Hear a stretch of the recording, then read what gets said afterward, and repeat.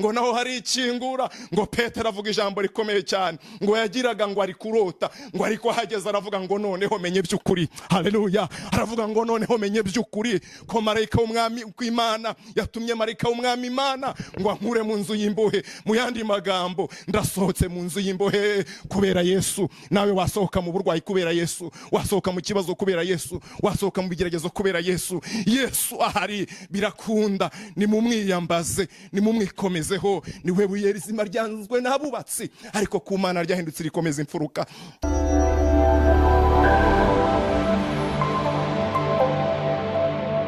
Yesu ashimwe. Nanone ndongeye ndabashuhuje mu izina rya Yesu Kristo. Amahoro y'Imana bane namwe. Nkuko bisanzwe ni Timote Manirafasha, musanzwe mufatikanya kuganira ijambo ry'Imana. Ndagira ngo nongere mbahe ikaze tuganire ku ijambo ry'Imana. Ijambo ry'Imana ni ukuri, ni ubugingo, ni ubuzima. Ndagira ngo mbabwire nti nimwongere mugaruke tuganire ku ijambo ry'Imana muri kano kanya. Mu izina rya Yesu turasenze Data mwiza. Imbaraga z'ijambo ryawe nizigwire muri twebwe, kandi aba bantu bose bateze amatwi ijambo ryawe ubahaze imbaraga kubw'ubuntu bwawe. Wumve gusenga kwabo, kuko uri Imana yumva gutaka kwacu. Urengere buri muntu wese ukurikije uko akwifuza, kandi imitima yacu twese ihembukira imbere yawe, kuko uri Imana nyamana. Uhaze kwifuza kwacu kose, natwe tubisabye Imana Data mu izina rya Yesu Kristo umwami wacu, amen. Uyu munsi rero nifuje ko tuganira ku ijambo ry'Imana riboneka mu butumwa bwiza bwanditswe na Luka ibice 7. Turasoma umurongo wa 14 wonyine. Ufate Bibiliya zanyu tuganire ku ijambo ry'Imana. Luka ibice 7, ariko turasoma ku murongo wa 14 wonyine. Haranditswe ngo yegera ikiriba agikoraho, abakikoreye barahagarara, ati muhungu ndagutegetse byuka. Imana ishimwe cyane. Ndagira ngo muri kino gice dukuremo amagambo make tuganiraho. Ijambo rya mbere tugiye kuganiraho ni ijambo rigaragaza imbaraga za Yesu. Mutwe w'amagambo uravuga ngo iyo uhuye na Yesu aguhindurira icyerekezo cy'ubuzima. Imana ishimwe cyane. Nawe muri uyu mwanya ndagira ngo wifuze guhura na Yesu. Imana ishimwe cyane. Bibiliya iratubwira umugore washatse umugabo, barabana bagera igihe babyara umwana, ngo ariko bategereje uwa kabiri baramubura. Imyaka irahita, imyaka iragenda iraza, babura uko bagira, ngo ariko igihe kiragera ngo haza kubaho ikibazo. Mu isi niko byubatse, ngo umugabo arapfa. Umugabo apfuye, umugore agira agahinda ko mu mutima, ariko mu gihe arafite agahinda yigira inama, atari kureka nongere nsenga. Afata umwanya arasenga. Biraravuze ngo munsange mwenyine ahantu hiherereye hatuje hatari abantu, ngo kubera ko imiruhira barimbeje n'urusaku rubaruhije. Aravuga ngo murage mumbwira ibyo mwibwira, ibyo mukora n'ibyo muvuga mu miruho yanyu munaniwe, bizwi nuzi imigambi yanyu. Imana ishimwe cyane. Ahitamo afata umwanya ajya hiherereye. Niba yaragiye mu cyumba gakinga, yegeka urugi arasenga, abwira Yesu ngo Data, uyu mugabo nashatse namushatse mukunze, ntacyo twapfaga, ariko dora aragiye, nzabigenza gute? Njya nkunda ijwi ry'Imana, ajya dusura mu ijwi rituje, akatubwira ati nimuhumure bana banjye, ibyifuzo byanyu byose ndabise kandi niteguye kubisubiza. Ngo nuko ijwi riramubwira ngo yewe mugore wirira humura, ni njyewe mugabo w'abapfakazi ntabase w'imfubyi. Haleluya. Imana ishimwe cyane. Imana ishimwe kuko imfubyi zidafite abazivuganira Uwiteka arahari kubwazo. Abagore b'abapfakazi badafite ababavuganira Uwiteka arahari kubwabo. Abarwayi badafite abaganga babavura Uwiteka arahari kubwabo. Abashonje badafite ababagaburira Uwiteka abahari. Aramubwira ngo humura, ni njyewe mugabo w'abapfakazi kandi nkabase w'imfubyi. Imana ishimwe. Umugore abyumvise, mu gitondo cya kare arazinduka, afata umwanzuro wo kujya gushyingura umugabo. Imiryango iramuherekeza, abaturanyi baramuherekeza, inshuti baramuherekeza, baragenda bajya gushyingura. Ngo baveyo haba inama y'umuryango. Ndagira ngo ukurikire, haba inama y'umuryango. Hari igihe umuntu ashaka mu muryango ariko ufite imico itandukanye. Baravuga bati mu muco wacu, mu muryango wacu, iyo umugore apfushije umugabo hagomba kuboneka umuvandimwe w'umugabo akamucikura agasigara ku rugo. Baravuga bati nta kundi kandi duhera ku mukuru. Babajije umukuru ngo ajye mu urwo rugo, umugore ati ntabwo mbyemera. boherezeyo murumuna we ati ntabwo mbyemera, boherezeyo umuvandimwe wundi ati ntabwo mbyemera. Bagize ku muvandimwe wa nyuma aravuga ati ni ukuri mwikurirwa muvunika, nta n'umwe nemera. Bati ni ukubera icyo utamwemera? Ati ndafite umugabo witwa Yesu. Haleluya. Ati ndafite umugabo witwa Yesu, uwo niwe wambwiye ko azabana nanjye, niwe wambwiye ko atazantererana, niwe wambwiye ko atazansiga. Iyo uri kumwe na Yesu akuremera ihumure. Imana ishimwe cyane. Amaze kubahakanira baramwanga, baravuga bati noneho ubwo bigenze gutyo utangiye gusuzugura umuryango, nawe ntuzagira icyo utubaza, ntuzagira icyo utubwira. Hari igihe imiryango igitubwira gutyo, utegereje igisubizo ku babyeyi bakaguhakanira, wategereza igisubizo ku bavandimwe bakaguhakanira. Aba ku musozi atagira aho arahura, aba ku musozi atabona aho avoma, ariko ari kumwe n'umwana we w'ikinege basigaranye ari babiri. Ngo iminsi irahita irongera iricuma, wa mwana ngo igihe kimwe mu masaha runaka ngo aza gufatwa n'umutwe, ararwara araremba.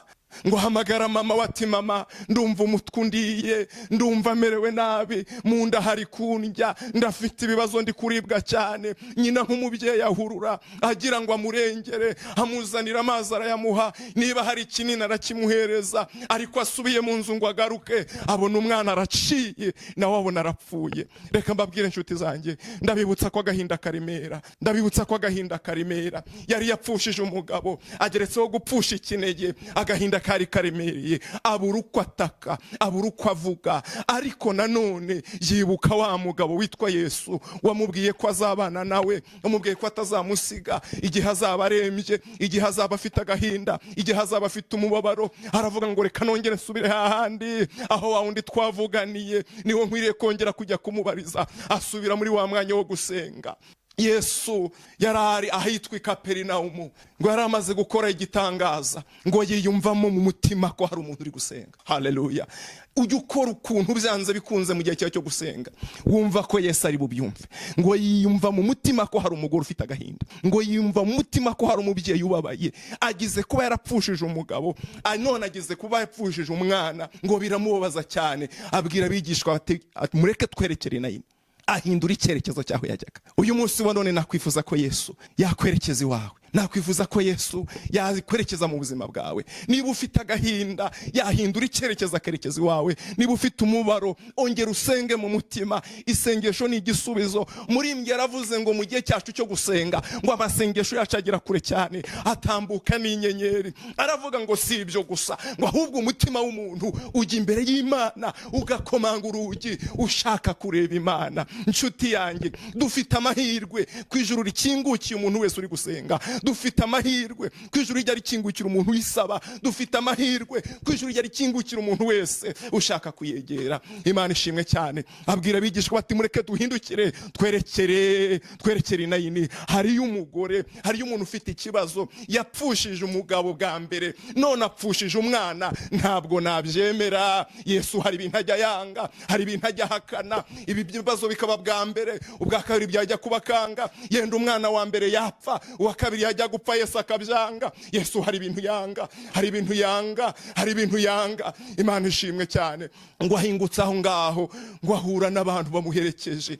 Ariko muri abo bari bamuherekeje, abagabo babo b'uwo mugore bamwe bari babihinyuye, banze kujyayo, bavuga bati niho hahandi. Uriya mugore afite imiziri ibiri ikomeye cyane. Icyambere, mu mico y'abantu b'inayini cyangwa se mu buzima busanzwe n'Abanyarwanda mbere barabikoraga. Iyo umugore ashakaga ahantu akaba yarahashatse ntahabyara, icya kabiri umugabo akaba yapfuye, baramusendaga. Yagiye gushyingura azi neza ko navayo bari bumusende. Nabo bituma mu gihe cyo gushyingura batamuherekeza uko byari bikwiriye. Bavuga bati n'ubundi uriya we byarangiye. Icyambere nta mwana hafite, none nta n'umugabo hafite, agomba gutaha. Ajyana agahinda. Ngo ariko abaturage bamenya ko imiryango yamwanze. Hari abandi bantu Yesu akoresha igihe ababyeyi babyanze. Hari abandi bantu Yesu akoresha igihe wari kuguha akazi atakaguhaye. Hari abandi bantu Yesu akoresha igihe wari kugufasha atagufasha atagufashije. Hari abandi bantu Yesu akoresha igihe rwose ufite ikibazo wabuze igisubizo.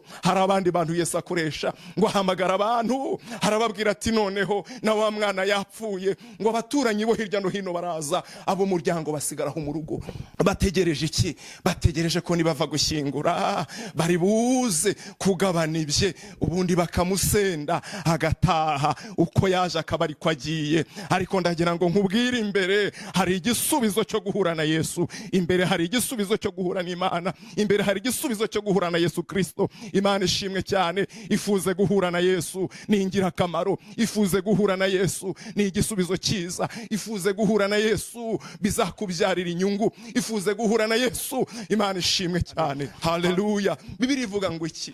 Iravuga ngo nuko bari mu nzira bagenda, ngo Yesu aturuka imbere yabo, bahura na Yesu. Yesu arebye mu bantu bose bamuherekeje, abonamo umugore uri kurira, witwikiriye igitambaro mu maso, ari kurira, afite agahinda, afite umubabaro. Bibiliya ivuga ngo iki? Bibiliya iravuga ngo nuko arabanza akora ijambo rikomeye, abwira wa mugore, aramubwira ngo umugore wirira, kuba wahuye nanjye wirira, kuba uhuye nanjye wigira ikibazo, kuba uhuye nanjye ubonye igisubizo wirira. Ibyakubayeho ubwa mbere twubu twongeye guhura sinatuma byongera kukubaho, kuba warapfushije bwa mbere sinatuma byongera kukubaho. Reka mbabwire inshuti z'Imana, nanezerewe ijambo ry'Imana. Umunsi umwe Herode yafashe Petero na Yakobo ngo arabakingira n'abashyira mu nzu y'imbohe, ngo abarindirize umunsi wo kubica. Ngo aza gufata Yakobo aramwica, ngo abaturage bakoma amashyi bati wakoze rwose kumwica.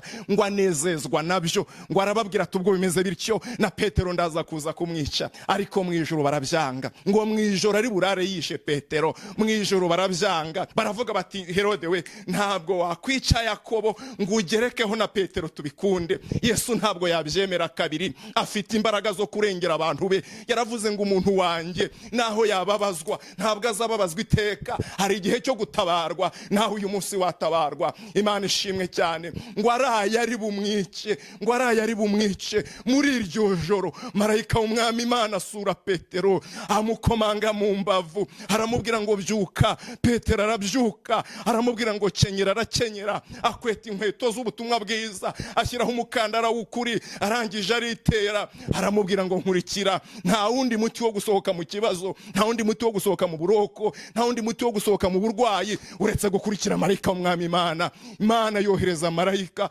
Petero aramukurikira. Imana ishimwe cyane. Ngo aramukurikira, barenga umuryango wa mbere, abarinzi baraho basinziriye, babuze uko babigenza, basinziriye baraho, ntabwo bazi biri kuba. Operasiyo y'Imana iba bakurinze badahari, uburinzi bw'Imana buba bakurinze basinziriye. Imana ishimwe cyane. Ngo aramukurikira, umuryango wa mbere urikingura, uwa kabiri urikingura, agera inyuma kuri portail niko nabyita, ngo naho hari ikingura. Ngo Petero avuga ijambo rikomeye cyane, ngo yagiraga ngo ari kurota, ngo ariko hageze aravuga ngo noneho menye by'ukuri. Haleluya. Aravuga ngo noneho menye by'ukuri ko marayika w'Umwami w'Imana yatumye marayika w'Umwami Imana ngo ankure mu nzu y'imbohe. Mu yandi magambo, ndasohotse mu nzu y'imbohe kubera Yesu. Nawe wasohoka mu burwayi kubera Yesu, wasohoka mu kibazo kubera Yesu, wasohoka mu bigeragezo kubera Yesu. Yesu ahari, birakunda. Ni mumwiyambaze, ni mumwikomezeho. Niwe buye rizima ryanzwe n'abubatsi, ariko ku Mana ryahindutse rikomeza imfuruka.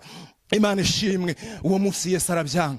No kuyu mugore niko byagenze. Ngo bamaze guhura amubwira ati mada wirira pe, wirira. Nta muntu uhuye nanjye ukomeza kurira, wirira, wigira ikibazo. Nta muntu uhuye nanjye ukomeza kugira ikibazo. Ngo arangije niho dusomye ku murongo wa 14, ngo yegera ikiriba agikoraho. Amaze kugikoraho, abari bagihetse ngo baracyurutsa bagishyira hasi. Akoresha ijambo rikomeye cyane nakunze. Iyo Yesu ategetse, ajya ategeka bigakunda, ajya ategeka bikemera, arategeka bigakunda. Ngo arategeka, aravuga ati muhungu ndagutegetse, kanguka, byuka, haguruka. Yesu ashimwe cyane. Ngo abantu bagira ngo ntibirakora, ariko ijambo rya Yesu rirakora, ijambo rya Yesu rirakunda, ijambo rya Yesu rigira umumaro. Umuhungu arahaguruka, ahagurutse nyina wamurebaga. Nawe jya ubyumva nk'umubyeyi, ubonye umwana wari urembye, abonye asubijwemo imbaraga, ubonye umwana wari wari upfuye yongeye ahembutse, ngo arahaguruka ati mama, ati mama, mama ni njyewe ndaho. Aramubwira ngo nuko ni mumupfukure, mukureho iyo myenda yose mwari mwamubohesheje. Yesu atanga itegeko, uwakuboshye akaba ari ukubohora. Yesu atanga itegeko, uwakuroza akanakurogora. Yesu atanga itegeko, uwakwambuye akakwishyura. Yesu atanga itegeko, uwakwimye akaguha. Yesu atanga itegeko, uwamuboshye uwo mwana aba ari bumubohora. Imana ishimwe cyane. Ndanezererwa guhura na Yesu, ifuze guhura na Yesu ahindura icyerekezo cy'ubuzima. Ngo arangije amusubiza mama we, nyina aramuhobera arishima. Arangije ahindukira abantu bose bari bamuherekeje. Ndagira ngo dusoze muri rino jambo, ariko twumve icyo Umwuka ari kubwira amatorero. Arangije abwira abantu bose bari bamuherekeje, arababwira ati noneho rero ndabizi ko ndabibona ko mwari mugiye gushyingura, ariko none aha ndabihinduye. Mwikomeza kwerekeza ku irimbi, mwikomeza kwerekeza aho kujya gushyingura, ahubwo nimuhindukire. Abahindurira icyerekezo, aberekeza mu rugo iwabo. Abahindurira icyerekezo, aberekeza imuhira. Imana ishimwe cyane. Iyo uhuye na Yesu ahindura icyerekezo cyaho wajyaga. Imana ishimwe. Iyo uhuye na Yesu ahindura icyerekezo cy'ubuzima bwawe. Ngo bose barakata, Yesu abajya imbere. Haleluya. Bose barahindukira, Yesu abajya imbere. Abahindura icyerekezo. Gahunda yo kujya kwirimbi yahindutse, gahunda yo gupfusha yahindutse, gahunda yo gushyingura yahindutse. Upfa kuba uhuye na Yesu arabihindura. Aravuga ati noneho ubwo bimeze bityo, nimuhindukire musubire mu rugo, nimuhindukire. Nta gahunda yo gushyingura ihari. Imana ishimwe cyane. Ndagira ngo mbibutse ko uyu wari umunsi wo gushyingura umwana w'uriya mugore. Icya kabiri, wari umunsi wo kumusenda kuri uriya mugore. Icya gatatu, uyu munsi yari bwirukanwe mu muryango, ariko uwo munsi wo gushyingura umwana, uwo munsi wo kumusenda mu rugo, uwo munsi wo kwirukanwa mu muryango, ni wabaye umunsi wo gutabarwa kubwo guhura na Yesu. Imana ishimwe cyane. Uwiteka iyo agutabaye birakunda. Iyo uhuye na Yesu biremera.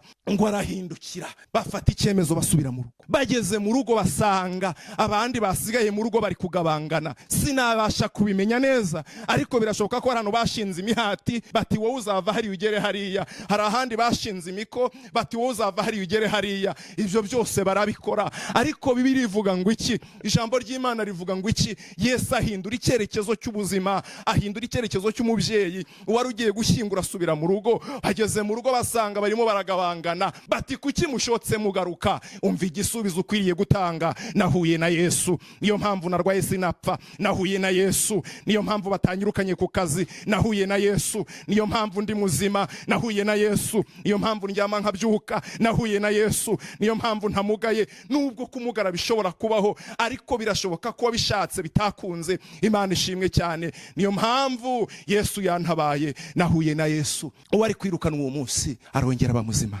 Nshuti yanjye, ndagira ngo dusenge, ariko wibukire ijambo. Haleluya. Ibukire ijambo. Yesu, guhura nawe ni igisubizo. Guhura na Yesu ni umuti. Guhura na Yesu aguhindurira ubuzima. Emera Yesu aguhindurira ubuzima. Emera Yesu aguhindurira ubuzima. Birashoboka ko wapfushije umufasha cyangwa ugapfusha ikinege. Mu izina rya Yesu ndagusengera nkwingingira kugira ngo wongere uhure na Yesu. Arongera akagusubiza ibyo wabuze, arongera akagusubiza ubuzima, arongera akagusubiza imibereho. Icyo wari warabuze ukongera ukakibona. Mu izina rya Yesu ndasenze ndinginga kugira ngo nawe ube maso, umenye imbaraga zo guhura na Kristo. Haleluya. Imana iguha umugisha we dusangira ijambo ry'Imana. Imana iguha umugisha wo utegeye amatwi ijambo ry'Imana. Yesu aguha umugisha kuko wumviye umwuka. Yesu aguha umugisha kuko ubaye maso muri uyu mwanya. Nawe ugira uko usenga ubwira Yesu ngo hari ibyanjye nahombye. Usenga ubwire Yesu ngo hari ibyo nabuze, ariko sinifuza kubura ibi nanone. Ntabwo Yesu abikunda ko biba kabiri, ntabwo abikunda kubabazwa iteka. Niba warapfushije ubwa mbere,